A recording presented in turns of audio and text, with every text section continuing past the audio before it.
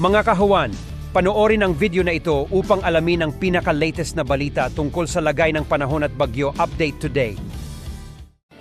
Wala po tayong namomonitor na low pressure area o bagyo sa loob at sa labas ng ating Philippine Area of Responsibility.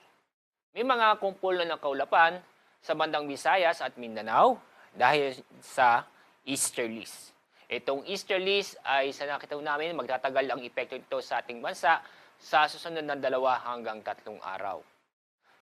Kahapon, ang pinakamataas na heat index ay umabot ng 45 degrees Celsius sa Bacnotan, La Union. Sumunod ay ang Laoag City, Ilocos Norte at Dagupan City, Pangasinan na umabot ng 44 degrees Celsius. Sa Metro Manila, umabot ng 40 hanggang 42 degrees Celsius. Ngayong araw ang ating forecast heat index. Top 3 ay sa Laoag City, Dagupan City at Bacnotan, La Union ng kung saan aabot ng 43 degrees Celsius.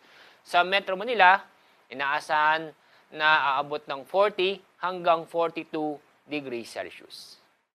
At sa ating lagay na ating mga karagatan, banayan hanggang sa katamtaman nito, kaya safe na pumalaot ng ating mga kababayan sa buong kapuluan.